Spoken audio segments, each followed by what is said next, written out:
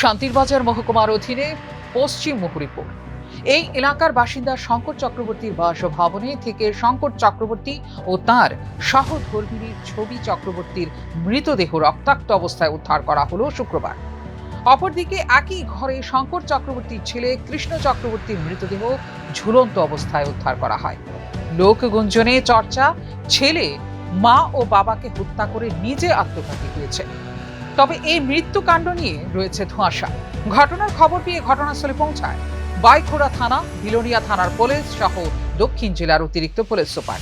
এই হত্যাকাণ্ড নিয়ে সংবাদ মাধ্যমের সামনে জানাতে গিয়ে শঙ্কর চক্রবর্তীর অপর ছেলে মিঠুন চক্রবর্তী জানান, তার ভাই কৃষ্ণ চক্রবর্তী একটি বেসরকারি কোম্পানিতে কাজ করত। সে অন্যান্য দিনের ন্যায় কাজে গিয়েছিল, কিন্তু এদিন তাড়াতাড়ি কাজ থেকে ফিরে এলো।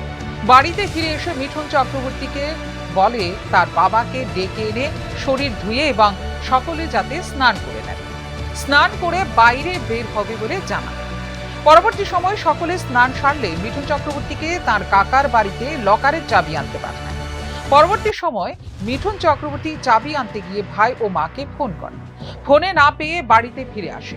বাড়িতে এসে দেখতে পায় ঘরের দরজা জানালা লাগানো।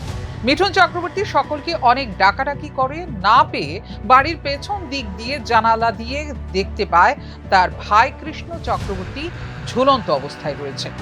ভাইকে বাঁচাতে গিয়ে দেখতে পায় মায়ের গলা কাটা, রক্তাক্ত অবস্থায় পড়ে রয়েছে তিনি।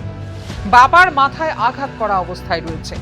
মা ও বাবা রক্তাক্ত অবস্থায় মাটিতে লুটিয়ে রয়েছে ও ভাই ঝুলন্ত অবস্থায় রয়েছে। এই অস্বাভাবিক মৃত্যু নিয়ে মিঠুন চক্রবর্তী জানান, তার ভাই কৃষ্ণ চক্রবর্তী একটি মেয়েকে ভালোবাসত এবং তাকে কোর্ট ম্যারেজ করেছে। এই নিয়ে ছেলের বাড়ির লোকজনেরা সবকিছু মেনে নিয়েছে, কিন্তু মেয়ের বাড়ি থেকে এই বিয়ে মেনে নিতে পারছে না। এই অস্বাভাবিক মৃত্যুর পেছনে মেয়ের বাড়ির লোকজনদের দায়ী করেছে মিঠুন চক্রবর্তী। মিঠুন চক্রবর্তী জানান, তার পরিবারে কোনো প্রকারের অশান্তি ছিল না। আচ্ছা, তো ঘটনাটা কি আছিল? ঘটনাটা প্রত্যেক দিনের মতো আজকেও কাজে গেছে।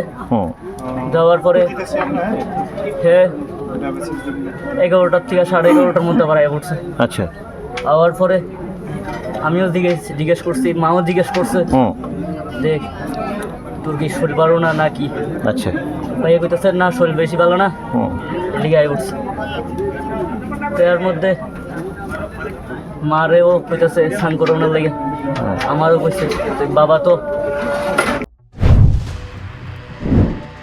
এখন পুলিশের তদন্তক্রমে মৃত্যুর আসল রহস্য হয়তো উঠে আসবে।